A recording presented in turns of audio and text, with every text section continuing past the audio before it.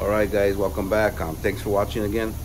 On this video, I'm gonna show you a little bit more about the air cups, the wiring and stuff, and how I did it in the trunk. I don't really care the setup on the trunk. Like, I just want it to work. I'm gonna just try to maximize my trunk space, and I'm gonna talk to you about how low it went and stuff. So right now, the back it went down 2 inches.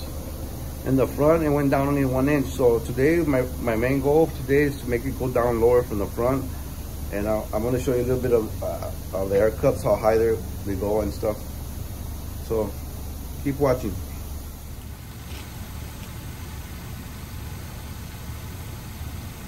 All right, so right now the car is dropped 1 inch. I know I could get it down at least another ½ inch. So, but this is the thing that when I lift the car up, it actually goes up 1.5 inches up, but it only drops down 1 inch. So, but I'd rather it go lower than higher. So that's how it looks. The wheel right there, the wheel gap. To drop it, it goes down 1 inch. So if I could make it go down another ½ inch, which I think I could, I'm gonna take off the spacer off the cup, and then I'll give it a little bit of more preload on the spring. I'm pretty sure I could go down another ½ inch. But that's how it works. It goes up and down. I love it, man, and it's cool.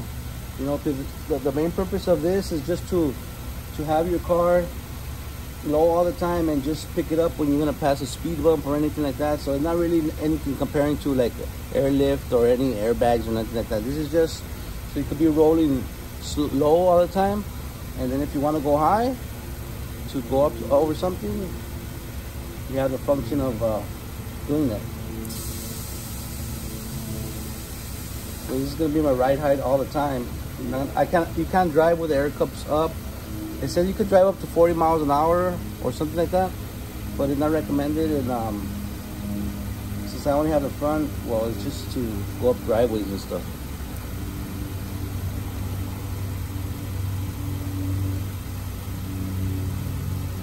Right here you have the little compressor. It's small and it's not that loud at all. I thought it was gonna be louder. It's not that loud. And then you have the little tank right there. So I don't know what I'm gonna do yet, how I'm gonna do it. My main goal is just to get it out of the way, you know, like so I can have the trunk space still. That's my main goal, to have the trunk space. And I'm thinking of just putting it way in the back. And the only way I'm gonna be able to do that is by I don't know. I guess I'm gonna have to make holes on the plastic right here, and then the bottom put like a piece of wood. Put a piece of wood in the bottom, and then make the holes to the plastic, and then just screw it onto the bottom. So there it is. It says on the compressor not to mount it upside down. I was thinking of putting it up here because I seen some guy put one of his up here, but I'm not sure if I want to make holes up there right now yet. So I don't know where I want to do it. So right now I'm gonna show you the wiring and stuff and all that stuff. Here I have the coilover off already. So by removing that washer, I'm gonna automatically drop 1 inch. I mean an inch, a ¼ inch for sure. See, I'm already maxed out. So once I take that out, I can push this up higher. I could be able to put the bottom part up higher and make the coilover shorter. What I'm gonna do this time, I'm gonna give it a little bit more preload on the spring, because I didn't give it no preload at all. So I'm trying to accomplish at least another 3/4 inch drop on the front. So let's see if I could do it and maintain the air cup function. Because what happens is that the air cup's already taking 20 millimeters of your overall drop. I think 20 millimeters is like 3/4 inch. So if it supposedly goes down 3 inches, it's only gonna go down now 2.5, no, 2 2¼ So I added this, and then I don't know. We'll see right now. Let's see what I could do. And I already measured it. It was 21½ overall size of the whole thing. So right now I'm gonna see how low I can get it. All right, guys. I was able to get it down another ½ inch by removing the spacer. This is a 1/4 inch already.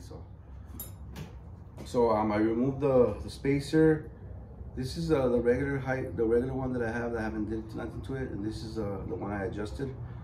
So I took off the spacer. I actually hand tightened it all the way, because this one I didn't really do anything to it. I just did it like whatever. This one, as you can see, the cup didn't move no more. So I hand tightened it, everything that I could, and then I did the required preload on it, which is 5mm.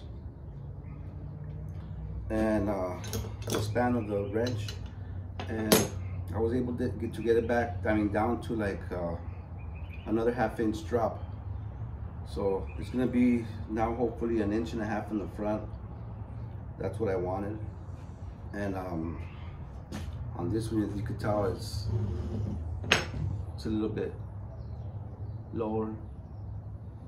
I measured it already, so it's exactly ½ inch. This is 20¼ This is 19 3/4. So I'm gonna just show you real quick how I did it. I'm gonna do it all.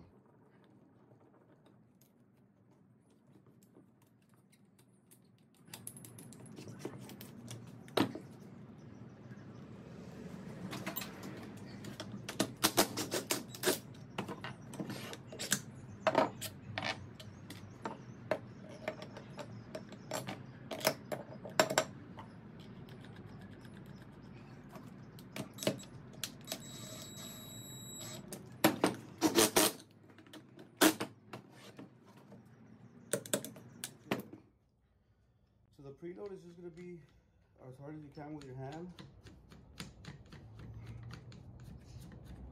And just by doing that, I was able to go up another ½ inch. The only problem is going to be if the air cup's still going to go up to the 1½ inch that it was going up. So what you're going to do is tighten it with your hand all you can. The spring mount one first.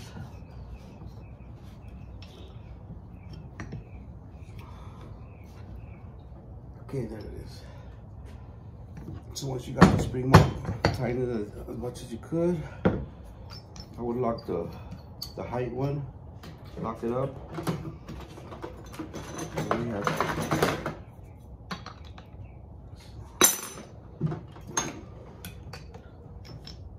lock the height one, and then you're gonna combine these together, and then you're gonna tighten this one. The spring mount.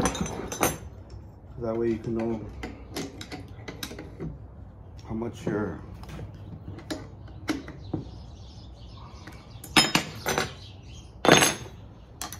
space you're giving.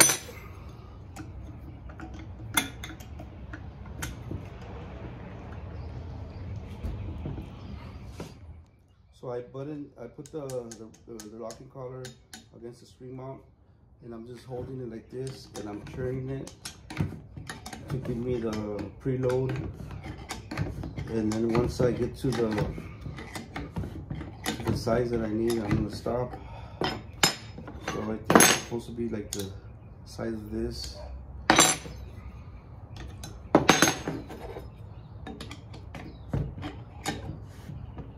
That's it.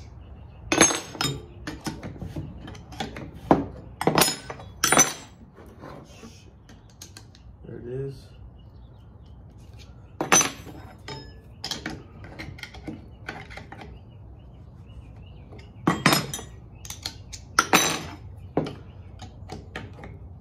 And once you do that, then you just tighten the locking collar, and then you're good. I locked it already, so now I'm going to go down with the height. I'm going to max it out all the way down. So it won't get stuck and be able to lock. What I'm gonna do, I'm gonna give it like, I'm not gonna lock it, put it close together. I'm gonna give it like a little bit of churn, like probably like half a churn, and then I'll leave it at there. So that way there's space in between these, because if you lock all of them close together, then it's gonna be hard for you kind of to unlock them when you want to unlock them or adjust them or whatever. All right, back in the car. Okay, so I already fixed everything that I had to fix. I'm gonna drop it down right now to see how it looks. So on the air cup, I have it like that. I faced it a little bit to the left, and then I ran the airline hose through this hole, and then it came out over here. I have it right here. I haven't adjusted it yet to the size that I want. So after that, same thing over here. I just did this because yesterday I was test driving it. So what I'm gonna do, I'm gonna cut it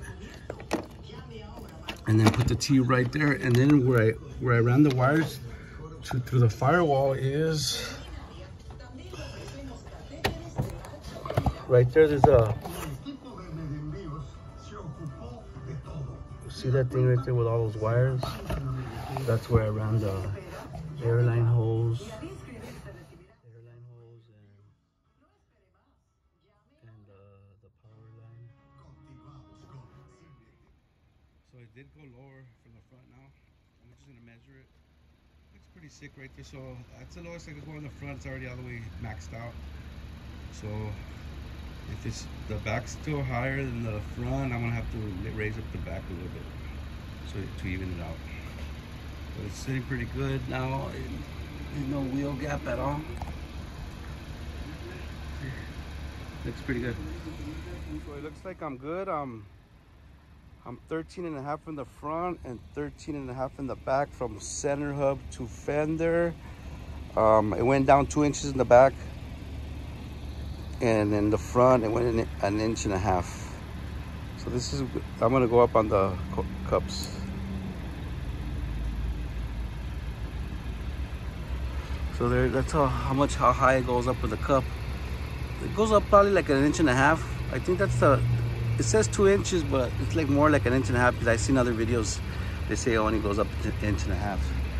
So that's the height that it goes up for where, with the cups, and this is down.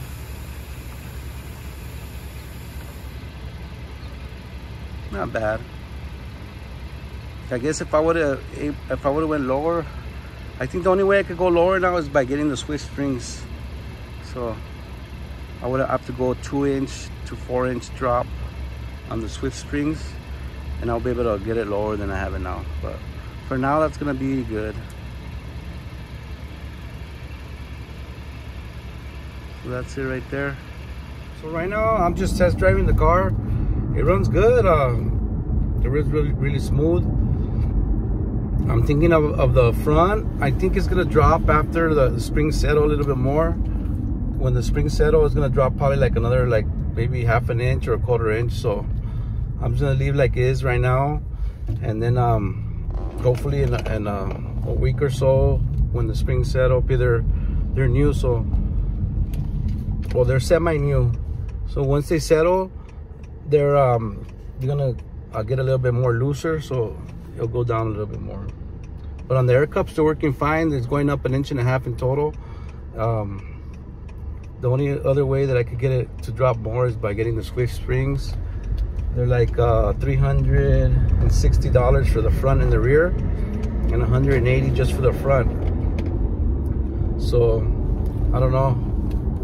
If I get this, if I get the Swift springs, I could go down 2 inches in the front at its lowest point, and I'll be 2 inches in the back drop, and then the cup will bring it back up to 1.5 inches. But I don't know yet, so I'm just gonna continue with the wiring and how I'm gonna hide the wires and all that stuff, and keep watching.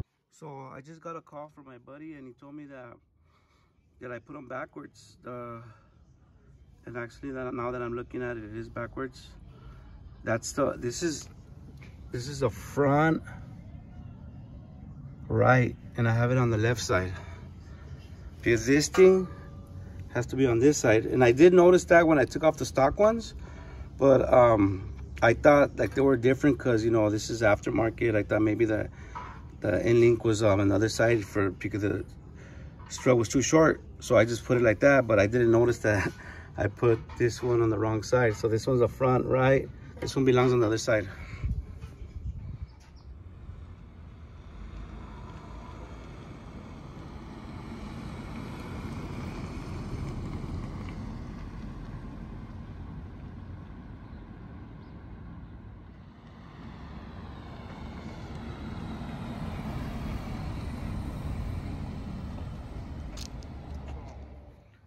I fixed the shock already. I actually flipped it over because, you know, I had put the wrong shock on the wrong side, and it actually went down like another 1/4 inch. I'm thinking after with time it should go down as the springs settle. It's gonna go down like another maybe 1/2 inch or something. So I'm just gonna leave it like that. So yeah, good thing that my homie called me and let me know. He goes like, hey, you put the shock on the wrong side. I didn't read the where it said front and rear, right, so I just put them on like whatever, and then good thing that he let me know. All right, so now we're gonna do the wiring. I put the switch right here. I took off the little cap. I'm gonna make the hole in the cap. I'm running the wires through here to the firewall. I have them where all the wires are coming out at the firewall, and then I have the fuse connected to number 4 for the auxiliary, and actually ended up getting the ground instead of getting it from the battery. I ended up getting the ground from there's like a screw in here somewhere. It's right there, this one right here. There's a screw. I got the ground from right there to take it to the back. So then after I just took this off, and I'm running all my air lines, my switch line, and everything through that little canal right there, whatever that shit is. And I have all the wires here, taped them up. We got the air hose, the switch line, the power auxiliary, and the main power line. I have them all the way, and then I'm coming into the back. And that's where I'm gonna install the tank. I'm thinking I'm just gonna put it on top of there somewhere, put like a piece of wood on the bottom to hold it in place, and just put it all in like that.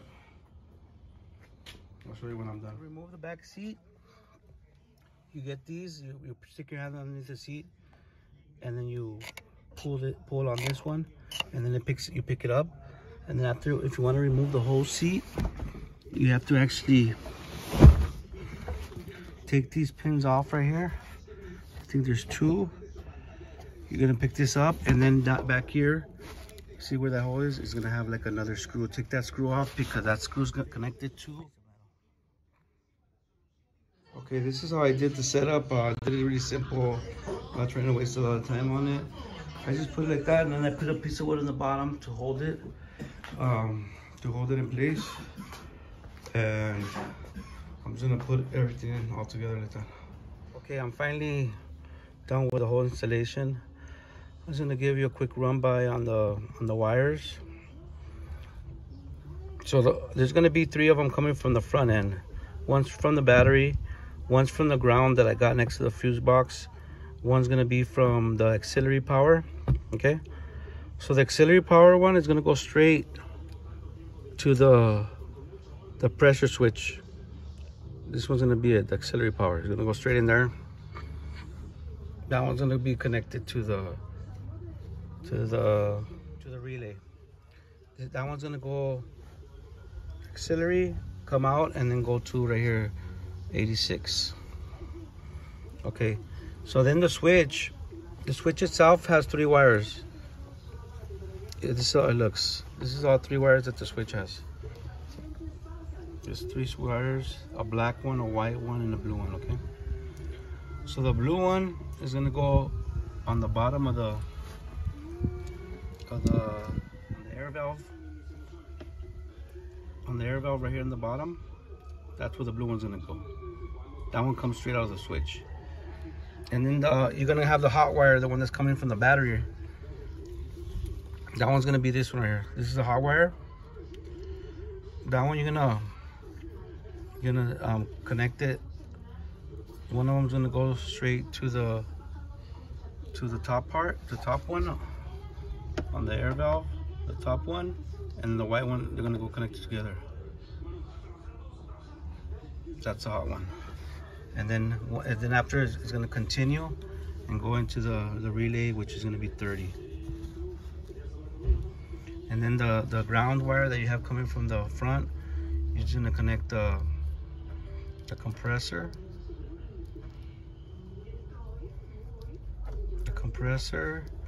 Then you're gonna connect it to one of the black ones of the switch, and then you're gonna connect it to the relay, 85. And I forgot about the other one. The power from the compressor actually just goes straight to the relay, which is 87. And that's it. So that's all the wiring. Already ran them through here, all of them. I already put it back in right here. I'm gonna make the hole for the switch. Pretty much got everything done. Okay, the air line that comes from the front is gonna go in here to the back of this. It's gonna come out. It's gonna connect here. And from here, it's gonna go over here. So this is gonna go here. From the tank to here. And that's it. So that's my little setup right there.